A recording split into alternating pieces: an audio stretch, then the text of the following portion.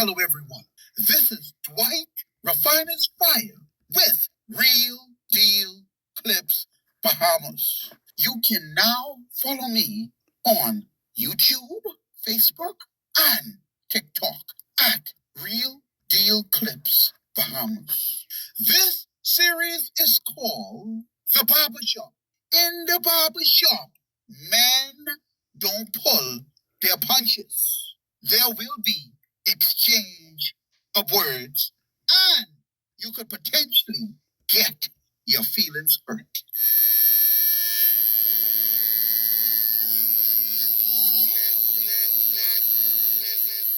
Mr. Thurston. Yes. Are you there? Yes, I am here. Hey, could you carry on with what you were saying just now, please? Yes, this is a continuation of our conversation on immigration and migration into the Bahamas. Mm-hmm. I just saw a bit of a show, Hard Copy, and Lincoln Bain was the guest. Mm-hmm. I would characterize his parents on that show as an attempt to gaslight the Bahamian people. Let me explain. So the government is attempting to pass an asylum bill through Parliament. Mm-hmm. And that asylum bill conforms with international law. All countries in the world are signed on to the declaration of what they call non-refoulement, Okay. which means it's a French word, which means to repel. Non-refoulement is the practice of not forcing refugees or asylum seekers to return to a country in which they are liable to be subject to persecution. So essentially, people can migrate under certain asylum conditions, meaning if they are fleeing from their homeland in fear of political prosecution, if their life is under threat, and some other conditions if you do the research that lays out the parameters for what they call non-refoulement, which means that a government doesn't have the right of refusal of somebody who is seeking asylum fleeing from certain conditions in their homeland. Okay. This is international law, and it's an attempt for the Bahamas to conform to what is international law. Now, bear in mind, there are ways that the international community can get smaller nations like the Bahamas to conform to international law. For us, the first trigger point for us is the removal of the travel benefits that we have going to the United States. Okay. Mm-hmm. They attack you on those fronts, and then they put embargoes against you. Mm-hmm. This is what the Bahamas needs to consider now, whether or not they're willing to bear the brunt of international pressure. I mean, all Bahamians need to consider this, or whether they will conform. There's a price for non-conformity. Now, for my part, I do believe that the government should have properly ventilated the situation with the Bahamian people. Right. There should have been educational forums to really let Bahamians know what the situation is and what the options are. Mm-hmm. In the absence of that, the government informing the Bahamian people, it opens a door for persons to gaslight people, the Bahamian people, based on ignorance. And when I say ignorance, when you're presenting information without the proper context added to that information, it's ignorance. Mm-hmm.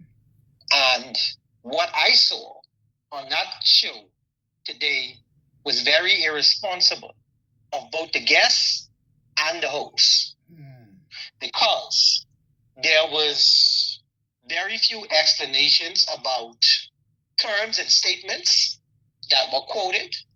They weren't explained, and all of it was in an attempt to gaslight the Bahamian people.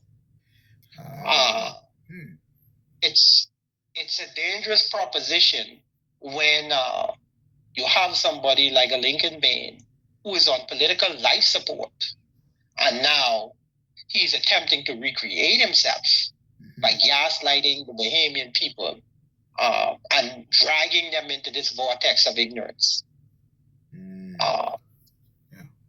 I always believe that it's necessary to rebuff the level of ignorance that people will purport to put out as information in the public domain. I believe that's important because for people who don't want to do their own research and who really lack the ability to engage with the legal terms, and bear in mind now, this is somebody who, and we're talking about Lincoln Bain here, and we are in the barbershop. People no punches. Yeah, this is somebody who got kicked out of law school in year one.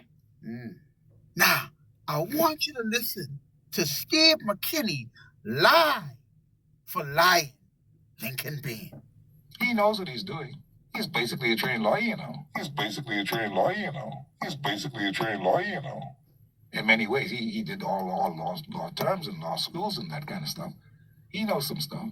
This is somebody who got kicked out of law school in year one. And now he's attempting to come to the Bahamian people and purport to them that he can actually go through and dissect a legislation. And he's doing a poor job of it. I myself, I'm not a legal mind. I'm a research analyst. Right.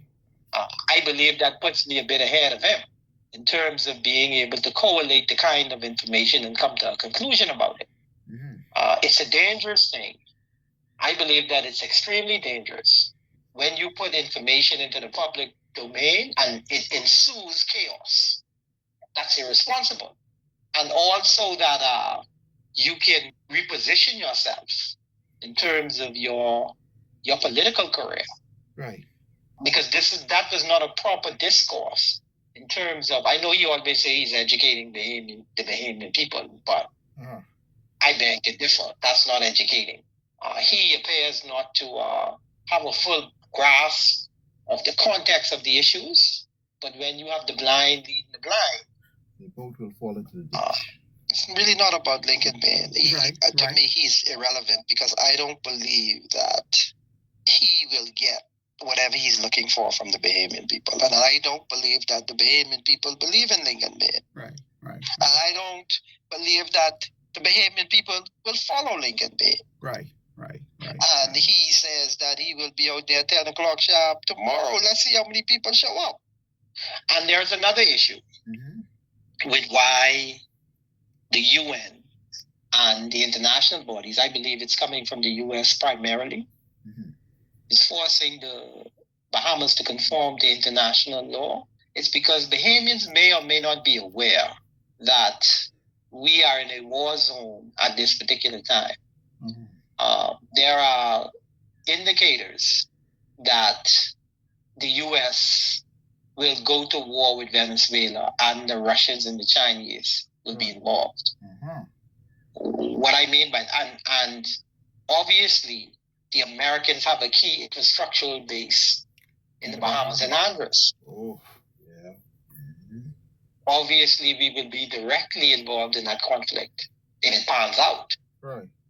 And they're putting measures in place to make sure if that area turns into a war zone, that people can properly migrate.